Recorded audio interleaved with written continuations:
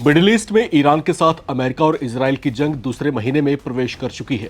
लेकिन हैरत यह है कि अमेरिका और इजरायली सेना से अकेले लोहा ले रही ईरानी सेना और आईआरजीसी के हौसले कम नहीं हुए हैं। ईरान सबको हैरान करते हुए सऊदी अरब, यूएई, कुवैत, बहरीन, कतर जैसे देशों में अमेरिकी सैन्य ठिकानों पर अपने हमले दिन ब दिन तेज करता जा रहा है।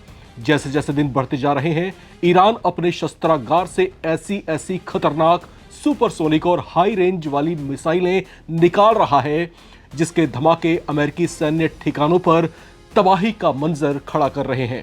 अब तक ईरान के कई हमले झेल चुके मिडिल ईस्ट के देशों की धड़कनें तेज हैं।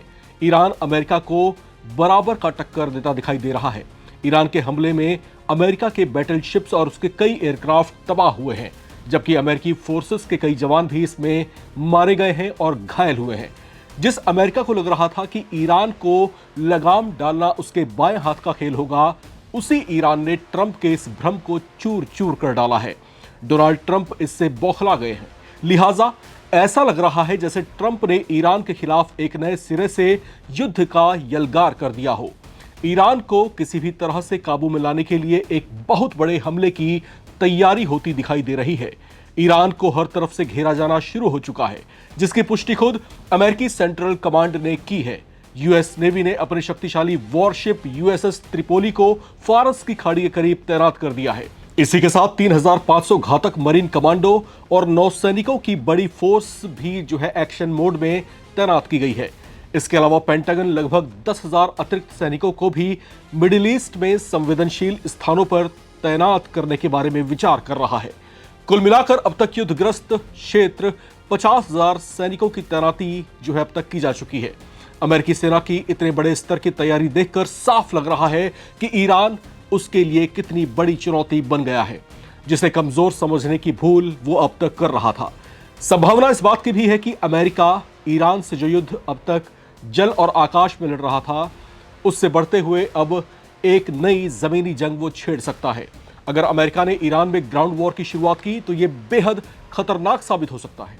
आमने सामने की इस जंग में अमेरिका को भारी नुकसान का डर भी है, लेकिन ईरान के आक्रामक रुख और अमेरिका के खिलाफ आर या पार की जंग लड़ने के उसके अंदाज को देखते हुए अमेरिका को यही अंतिम विकल्प लग रहा है। हालांकि अमेरिकी राष्ट्रपति डोनाल्ड ट्रंप इसके कूटनीतिक समाधान की भी कोशिशें कर रहे हैं।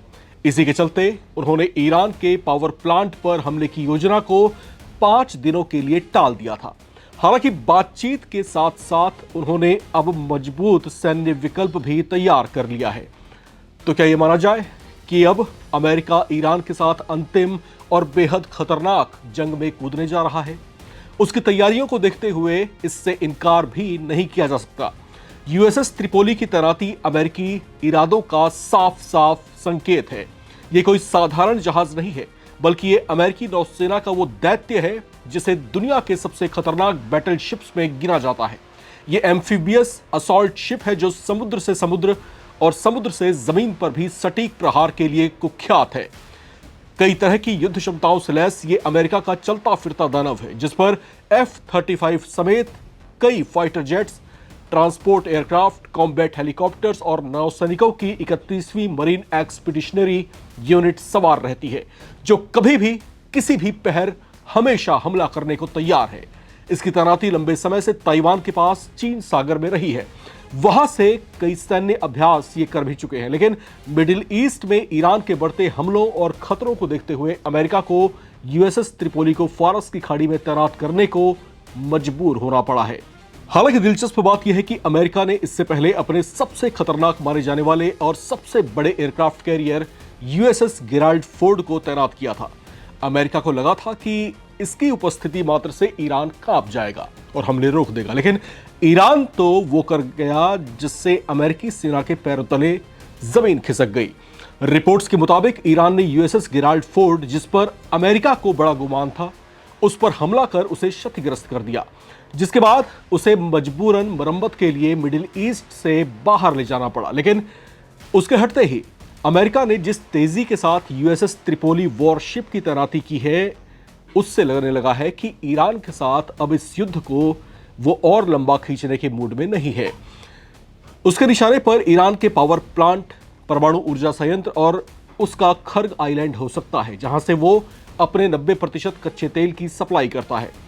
इन्हें क्षति पहुंचाकर ईरान के हौसलों को कुचलने की कोशिशों में अमेरिका दिखाई दे रहा है। लेकिन सवाल उठता है कि जो ईरान पहले ही सिर पर कफन बांधे इस जंग में आर या पार वाले अंदाज में लड़ रहा है, इससे उसे कोई असर पड़ेगा और कहीं ऐसा करके अमेरिका कोई नई मुसीबत तो मोल नहीं ले लेगा। बड़ी बात यहां पर यह है कि ईरान ने अब तक अमेरिका के मेनलैंड्स को नहीं छुआ है। अगर अमेरिकी सेना ने यहां पर कोई चूक की तो उसे ऐसा भुगतान इसका उठाना पड़ेगा जो शायद अमेरिका की आने वाली जो है इतिहास में उसको दर्ज किया जाए। ईरान पहले ही कह चुका है कि अगर उस पर जो है हमले की इंटेंसिटी और तेज की जाती है, अगर उसके प्रमुख स्थलों को नुकसान पहुंचाने की कोशिश की जाती है, तो वो उसी के अनुपात में, उसी के बराबर वैसा ही मुंहतोड़ जवाब देगा। अब तक के अपने कई हमलों में ईरान ये दिखा चुका है, बता चुका है, जाहिर कर चुका है। और जिस तरीके से ईरान के तेवर इस युद्ध के शुरू होने के 1 महीने बाद भी दिखाई दे रहे हैं, वो कहीं ना कहीं एक बड़ी परेशानी, एक बड़ी चिंता का विषय जो है अमेरिका के लिए भी साबित हो सकता है। क्योंकि यहां पर अमेरिका की सिर्फ सेना ही नहीं बल्कि अमेरिकी सेना की साख भी दांव पर लगी है। एक बहुत लंबे अरसे के बाद, कह लीजिए कि दशकों के बाद ऐसा हो रहा है जब अमेरिका महीने भर से ज्यादा किसी जंग में अभी भी उलझा हुआ है। और हालात यहां पर जो दिखाई दे रहे हैं उससे साफ संकेत है कि यह जंग इतनी जल्दी, इतनी आसानी से खत्म होने वाली नहीं है।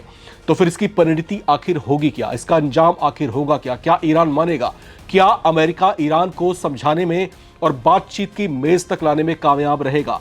अगर ईरान नहीं मानता तो फिर अमेरिका क्या एक्सट्रीम स्टेप लेने को मजबूर होगा और जो स्टेप वो उठाएगा उसका भुगतान उसे कैसे भरना पड़ेगा? क्योंकि ईरान पहले ही कह चुका है कि अगर हम पर हमला हुआ और अगर हमारे प्रमुख स्थलों को छुआ गया तो वैसा ही जवाब देंगे।